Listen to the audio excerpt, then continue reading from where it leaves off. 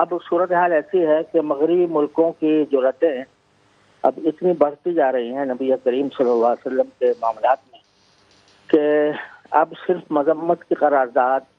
یا صرف ایک مرتبہ اس کے اوپر زبانی احتجاج یہ کافی معلوم نہیں ہوتا، بلکہ کسی عملی اقدام کی ضرورت ہے۔ میں سمجھتا ہوں اگر اصل بات تو یہ تھی کہ آئی سی کا اجتماع اس بارے میں بلایا جاتا اور آئی سی جو ہے وہ مشترک پالیسی اختیار کرتی کہ ان سے مصنوعات کا ان کے بائیکاٹ کرتی، اسی طرح ان کے ساتھ سفارتی تعلقات پر نظر ثانی کرتی۔ اب بھی میں سمجھتا ہوں کہ کم از کم آواز پاکستان نے اٹھائی، ترکی نے اٹھائی، تو کم از کم ان کو اتنا تو کریں کہ جو سفیر ہیں ان کو یہ بتایا جائے کہ یہ جذبات ہیں، اور بہتر میں تو سمجھتا ہوں کہ نبی کریم صلی اللہ علیہ وسلم کی ناموس کا معاملہ ایسا ہے کہ اس میں ہم اگر اپنے سفیر کو واپس بھیج دیں اور اپنا سفیر بلا لیں تو یہ کوئی بڑی بات نہیں ہوگی، کہ یہ کم سے کم معاملہ ہے جو ہم کر سکتے ہیں۔ ورنہ حقیقت تو یہ ہے کہ یہ اشتعال انگیزیاں ان کی بڑھتی جا رہی ہیں اور اس کا انجام خود ان کے حق میں برا ہوگا، یہ خود دیکھیں گے۔ باقی اصل کام تو آئی سی کا تھا کہ آئی سی اس کے اوپر آواز اٹھاتی، اور نہ صرف آواز اٹھاتی بلکہ کوئی عملی اقدام کرتی، اور کم از کم ہم مسلمانوں سے تو اپیل کر سکتے ہیں، چاہے وہ مسلمان پاکستان کے ہو یا کہیں کے بھی ہوں، کہ وہ ان کی مصنوعات کا بائیکاٹ کریں۔ اگر اب بھی ہم ان کے سامان خریدتے رہیں گے اور ان کو درآمد کرتے رہیں گے، استعمال کرتے رہیں گے، تو یہ ہماری غیرت ایمانی کے بالکل خلاف بات ہے، اور نبی کریم صلی اللہ علیہ وسلم کے ساتھ میں سمجھتا ہوں بے وفائی ہوگی۔ میں آج دنیا میں بسنے والے 2.25 ارب مسلمانوں کے دلوں کے جذبات کا اظہار کرنا چاہتا ہوں۔ فرانس کے صدر نے جس قدر خاکوں کے بارے میں جو بیان کیا ہے، رب کعبہ کی قسم ایک ایک مسلمان کا دل دکھایا ہے، زخمی کیا ہے۔ ہمیں سمجھ میں نہیں آتی کہ دوسرے کے دلوں کو دکھلانے میں اور ان کو پریشان کرنے میں ان کو کیا نفع ملتا ہے۔ یعنی ان کے علم میں ہے کہ جناب رسول اللہ صلی اللہ علیہ وسلم کی ذات اقدس اللہ کے بعد سب سے بڑی ہستی ہے، اور کوئی ادنا سے ادنا درجے کا مسلمان بھی اس بات کو برداشت نہیں کر سکتا۔ مجھے سمجھ میں نہیں آ رہی کہ میں کون سے الفاظ مذمت کے لاؤں کہ اس نے جس انداز میں ہمیں تکلیف پہنچائی ہے۔ میں یہی کہتا ہوں تمام امت مسلمہ کو غیرت ایمانی دکھلاتے ہوئے ان کا مکمل بائیکاٹ کریں اور ان کی ہر چیز کو اٹھا کر باہر پھینک دیں، پھر یقین کر لیں کہ جناب رسول اللہ صلی اللہ علیہ وسلم کی محبت بھی ملے گی، شفاعت بھی ملے گی، اور انشاءاللہ آخرت کی منزلیں بھی ہماری اللہ آسان کر دے گا۔ میں پھر بآخر میں بار بار یہ عرض کرتا ہوں کہ جتنا دل دکھایا ہے فرانس کے صدر نے، پوری امت مسلمہ کو یکجان ہو کر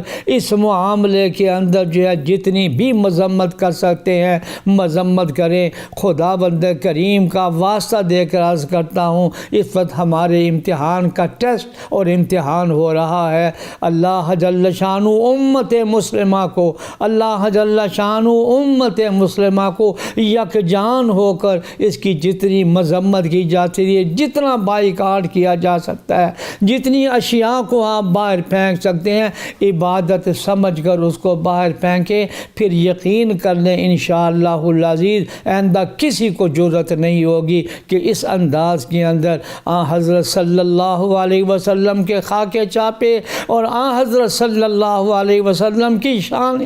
اقدس کے اندر کوئی ایسی بات کریں۔ یا اللہ امت مسلمہ کو یکجان ہو کر اس کی بھرپور مذمت کرنے کی، بائیکاٹ کرنے کی اللہ جی توفیق عطا فرما۔ آج سے پہلے یہ ہوتا تھا کہ ایک فرد واحد نے کوئی خاکہ شائع کر دیا، اس پہ لوگ بائیکاٹ کرتے تھے۔ اب یہ باقاعدہ فرانس جیسی مضبوط حکومت کی سرپرستی میں جب یہ کام ہو رہا ہے تو ہمیں اس میں بہت زیادہ سیریس ہونے کی ضرورت ہے۔ سب سے پہلے ذمہ داری ہماری حکومتوں کی بنتی ہے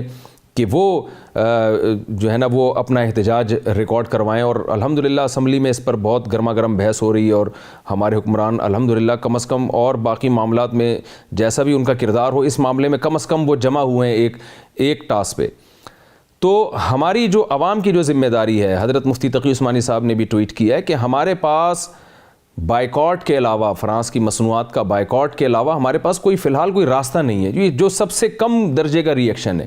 لیکن اس سے ان کی جڑیں کھوکھلی ہوں گی، یہ سوچنے پر مجبور ہوں گے. تو اس وقت پوری دنیا کے مسلمانوں کی اجتماعی ذمہ داری ہے کہ وہ جمع ہو کر فرانس کی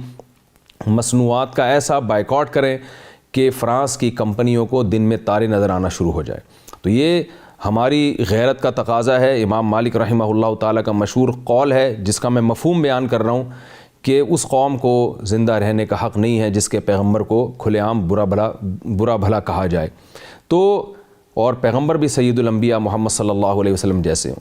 تو یہ جو message J T R media house کے توسط سے میں ریکارڈ کروا رہا ہوں، یہ J T R media house کا پیغام ہے کہ ہمیں بھرپور طریقے سے فرانس کی مصنوعات کا بائیکاٹ کرنا چاہیے اس وقت تک جب تک فرانس اپنے اس جرم سے توبہ کا اعلان نہ کر دے. فرانس میں آج سرکاری عمارتوں پر گستاخانہ خاکے آویزاں کیے گئے. یہ سرکاری سطح پر گستاخی کا اپنی نوعیت کا پہلا واقعہ ہے. اللہ رب العزت سے ہم یہ دعا کرتے ہیں کہ ہماری پوری مسلم دنیا کے حکمرانوں کو اللہ رب العزت اس کا صحیح، مؤثر، حقیقی، علمی جواب دینے کی توفیق عطا فرمائے. قیادت کا فقدان ہے. مسلم امہ کچھ اور انداز میں سوچتی ہے، مسلم حکمران کچھ اور انداز کے اندر سوچتے ہیں. آج یہ پروگرام جو سیرت طیبہ کا محسن انسانیت کانفرنس کے نام کا ناقص رہے گا اگر ہم اس کی لفظی طور پر، دماغی طور پر، دلی قلبی طور پر مذمت نہ کریں اور عزم کیجئے کہ ان گستاخانہ خاکوں کا جواب اپنی زندگی اور دنیا میں اپنے وجود پر سیرت طیبہ کو عملی طور پر نافذ کر کے اور نبوی پیغام کو پوری دنیا میں عام کرنے کے مؤثر، مضبوط اور توانا جذبے کے ساتھ ہم عطا کریں گے. اسی کا ہم سب کو عزم کرنا چاہیے. ہم اسی کا احترام کریں گے جو ہمارے نبی کا احترام کرے گا. آپ سب اس قرارداد کو منظور کرتے ہیں؟ ہم ان گستاخانہ خاکوں کی شدید مذمت کرتے ہیں اور ہم یہ چاہتے ہیں کہ دنیا بھر کے تمام مسلم حکمران اور ہماری حکومت اور وزیر اعظم پاکستان سرکاری سطح پر اس کا جواب دیں. آرٹس کونسل، اس کی یہ انوائرمنٹ، اس کا پورا یہ حال اور یہ سارے کے سارے زعماء اور یہ سارے کے سارے مسلمانان کراچی اس بات کی شدید مذمت بھی کرتے ہیں اور اپنے عمل سے انشاءاللہ عملی طور پر اس گستاخی کا بھرپور جواب دینا چاہتے ہیں اور دینا جانتے ہیں. ہم مذمت بھی کرتے ہیں. کم از کم کوئی احترام نہیں کرتا، وہ کافر حکومت نہیں کرتی، احترام نہ کرے، مگر توہین کی اجازت نہیں دی جا سکتی ہے. گزشتہ 14 سالوں سے فرانس کے اندر جو میگزین ہے اس میں گستاخانہ خاکوں کا سلسلہ جاری ہے اور مسلسل امت مسلمہ کے دلوں کو ٹھیس پہنچانا، ان کو زخمی کرنا اور ان کو کسی نہ کسی طرح جارحیت پر ابھارنے کی جو سازش ہو رہی ہے، اس میں یہ فرانسیسی میگزین چارلی ہیبڈو یہ مسلسل ملوث ہے. اور اس کی وجہ یہ ہے، اس کا بنیادی سبب یہ ہے کہ مسلمان حکمرانوں میں ان لوگوں نے دیکھا ہے کہ کوئی ناموس رسالت پر غیرت نام کی کوئی چیز باقی نہیں رہی ہے، جس کے نتیجے میں امت مسلمہ کے اندر تمام مسلمان پوری دنیا میں اپنے آپ کو ایسی یتیم تصور کرتے ہیں کہ ان کے سر پر ہاتھ رکھنے والا کوئی بھی ایسا مسلمان لیڈر نہیں ہے، کوئی مسلمان حکمران نہیں ہے، جس کے نتیجے میں فسادات پیدا ہونا شروع ہو گئے ہیں. ظاہر بات ہے کہ ایک مسلمان رسول اللہ صلی اللہ علیہ وسلم کی شان میں گستاخی کو کبھی بھی برداشت نہیں کر سکتا. یہ مسلمانوں کی غیرت کے خلاف ہے اور یہ ان کی غیرت کا تقاضا ہے کہ وہ ایسے موقع پر خاموش نہیں رہ سکتے. ہمارے لیے رسول اللہ صلی اللہ علیہ وسلم کی ذات مبارکہ سب کچھ ہے، ہمارا ایمان بھی ہے اور ہماری دنیا بھی ہے اور ہماری آخرت بھی ہے، اس لیے اس میں کوئی دو رائے نہیں ہے اور اس میں کوئی گنجائش نہیں ہے کہ آپ کے ناموس پہ کوئی حرف آئے اور کوئی مسلمان خاموش رہے۔ میں اس موقع پر تمام مسلمان حکمرانوں سے یہ درخواست کروں گا اور خصوصاً حکومت پاکستان سے کہ محض چند مذمتی ٹویٹس کافی نہیں ہے اس میں کہ ایک کوئی ٹویٹ مذمتی آ جائے۔ ٹویٹ تو ہم سب کرتے ہیں، اس میں حکمرانوں کے لیے یہ ضروری ہے کہ وہ اپنی حکمرانی کی اختیارات کو اور اپنے سطح کے جو کام ہے وہ کرے۔ ترک صدر نے جس طرح بیان دیا ہے، جرأت مندی کے ساتھ بیان دیا ہے، اسی کو مثال بناتے ہوئے ہمارے پاکستان کی وزیر اعظم اور صدر اور چیف آف آرمی اسٹاف تینوں اس کی پرزور مذمت کرے